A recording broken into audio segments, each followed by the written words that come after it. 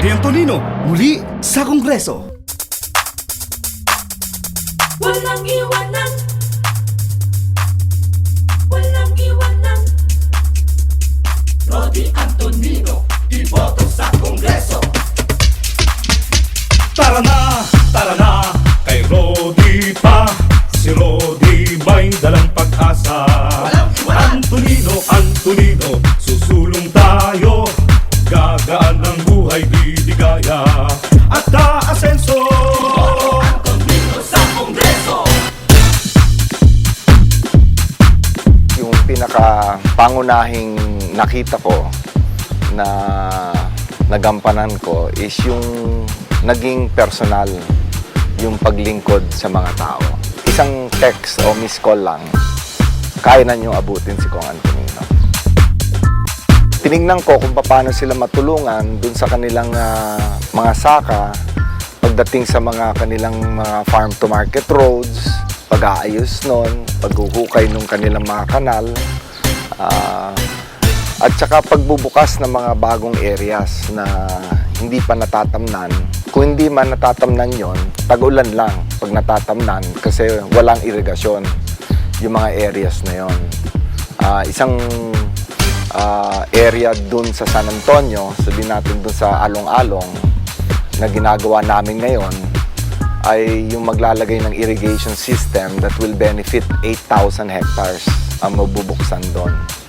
And sa computation namin, yung ekonomiya ng San Antonio ay magkakaroon ng dagdag na almost 400 billion per year ang ekonomiya ng San Antonio pag sa bubukas ng area na yun. Malaking tulong po ang ibinigay ni Congressman Rodi Antonino sapagkat dito po niya pinaabot yung project na ng patubig dahil kami po ay hindi nabibili ng kurudo. Isa pong malaking bagay sa amin ito sapagkat makaluluwag po sa buhay ng tao yung pong kusa ng dumali sa aming pong bukirin yung mga tubig po dito. Narito po ang patubig na ipinagawa ni Congressman Antonino na halos 200 hektarya po ang napatubigan. At sa kasalukuyan po ay mayroon ng tanim sa ngayon. At isang kagalakan po para sa amin na makamit namin ang hindi namin inaasahan sa loob ng 30 taong mahigit. Maraming salamat sa inyo, Congressman. At tulad ng aming pangako, wala po tayong iwanan. Tara na, kay Rodi pa. Si Rodi may dalang pag-asa. Antonino, Antonino, susulong tayo. Gagaan ng buhay, biligaya at aasenso. Dito sa Kongreso. Sa education, we have a scholarship program na halos 10,000 bata ang binibigyan ng scholarship allowance. No? That is a parang direct subsidy sa kanila na in cash binibigay para makatulong sa mga gastusin nila sa mga pag-aaral nila. Kami ay nagpapasalamat kay Congressman Rodolfo Antonino sa 29 na scholarship na kanyang ipinagkaloob sa aming mga estudyante nung nakaraang taon.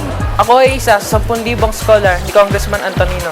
Nagpapasalamat po kami sa pagbibigay ng scholarship na EVS or Educational Voucher System. Dahil po dito, naging mas madali ang aming pag-aaral. Muli po ay nagpapasalamat kami kay Congressman Antonino. Congressman, salamat po. Pangalawa, yung pag-aayos ng mga eskwelahan o kung hindi pagtatayo ng mga bagong classroom na yan ay ginagampanan natin unti-unti. Tara na, kay Rodi pa. Si Rodi may dalang pag-asa. Antonino, Antonino, susulong tayo. Gagaan ng buhay, biligaya at aasenso. Dito sa Kongreso. Sa kalusugan, marami tayong mga naging programa.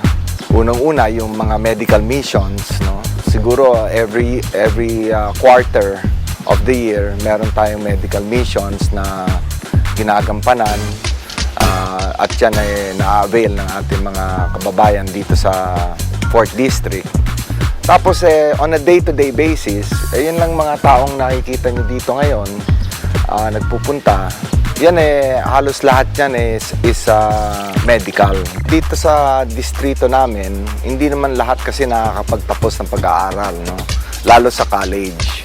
So, ang ginagawa namin, yung mga hindi nakakapagtapos, meron kaming programa in conjunction with TESDA that we give livelihood training programs for welding, for caregiving, for domestic help, reflexology, cosmetology. So mga ibang skills that they'll be able to adapt on a short-term basis para sila'y makahanap ng pangkabuhayan. Now, other than the skills training, nagbibigay rin kami ng puhunan dun sa mga gustong maghanap buhay, may negosyo. At yan through the DSWD, ina-accredit namin yung mga kooperatiba na yan o yung mga negosyo, yung mga sari-sari store, kung ano man yung kanilang pinagkikitaan. At yan ay napapautangan sila na walang tubo. So, ibig sabihin, kung dati sila'y tumatakbo sa 5-6, dito sa amin, pag tumakbo sila sa amin, dito yung pahiram namin, walang tubo. Maraming salamat po, Congressman Rody Antonino. Walang iwanan. Tara na, kay Rody pa. Si Rody may dalang pag-asa. Antonino, susulong tayo. Gagaan ang buhay, di higaya. At aasenso dito sa Kongreso. Paglagay na kami ng isang mahabang tulay dun sa Santa Isabel sa Cabiao. Na dati, nung wala yung tulay na yon, umiikot pa sila ng malayo para makarating doon. Na halos ang biyahe siguro 45 minutes bago sila makarating dun sa kanilang, dun sa kabila ng ilog. Pero ngayon, may tulay na, 5-10 minutes lang, nandun na sila sa kanilang mga saka. Papasalamat po kami ng maraming sa ating congressman na si Rody Antonino ay nabigyan po ng katuparan yung munting pangarap ng mga magsasaka rito sa dalawang barangay nito. More importantly, yung maliliit na pangangailangan ng mga barangay, which I have given priority. Na talaga lahat ng barangay dito, 136 of them, there is not one barangay na hindi nagkaroon ng mga projects na pangangailangan nila.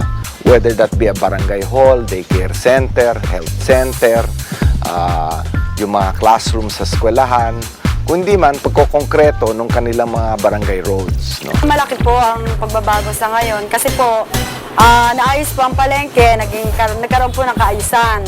At sa ngayon, sa pamimili namin, talagang naayos po ang aming pamimili at mas ligla ang aming masaya dahil malinis ang palengke namin sa ngayon. Maraming salamat po, Congressman Rody, walang iwanan. Gaya po ng dati, kami hirap na hirap mag-drive dito dahil ang mga daan po namin dito ay bako-bako. Ngunit sa kasipagan po at kagandahan ni Congressman Rody Antonino ay napakongkreto po niya ang daan dito at napa-espalto. Kaya laking ginhawa po naming mga driver tricycle dito sa Rio Chico, Nueva Ecija. Congressman, walang iwanan! Tara na, kay Rody pa. Si Rody may dalang pag-asa. Antonino, susulong tayo. Gagaan ang buhay, di higaya. At aasenso dito sa Kongreso. Alam naman natin, ang kabataan, pag medyo idle, ay yan ay nadadala sa medyo masamang activity. No?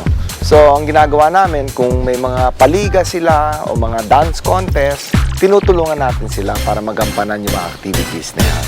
Maraming pong salamat sa lahat ng itinulong niyo sa amin, Kong. Sa mga senior citizens, yung kanilang mga kahilingan ay mga magkapagtayo ng kanilang senior citizen center. Yung iba, inaalokan ko ng magkaroon ng hanap buhay yung kanilang asosasyon. Dito sa amin, pag meron kang reseta, na dadalhin mo lang dito yung original na reseta at pakukuha namin yung gamot sa Manila.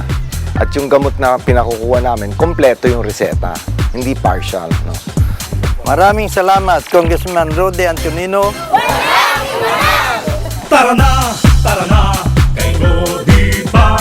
Si Rody may dalang pag-asa. Antonino, susulong tayo. Gagaan ang buhay, di higaya. At aasenso think justice really should be for all, and it should be equal, no? So dito sa 4th District as chairman, talagang inuna ko yon, yung mobility ng ating kapulisan. Marami na nabigyan ng mga sasakyan yung ating kapulisan dito para maging mobile yung ating kapulisan. Tapos yung kanilang mga police station, nakapaglagay na rin tayo ng police station dito para naging modern yung kanilang facility. Yung mga dito, mga fire department, marami na rin mabibigyan at nabigyan na ng mga bagong fire truck. No? So, bago yung equipment nila. At yun ang importante. Tara na, kay Rodi pa. Si Rodi may dalang pag-asa. Antonino, susulong tayo. Gagaan ang buhay, bibigaya. At aasenso dito sa Kongreso. Kaya mula sa puso ko, mahal ko kayong lahat at walang iwanan po. Rodi Antonino, muli sa Kongreso. Walang iwanan. Walang iwanan. Rodi Antonino, iboto sa Kongreso. Tara na, kay Rodi pa. Si Rodi may dalang pag-asa. Antonino, susulong tayo.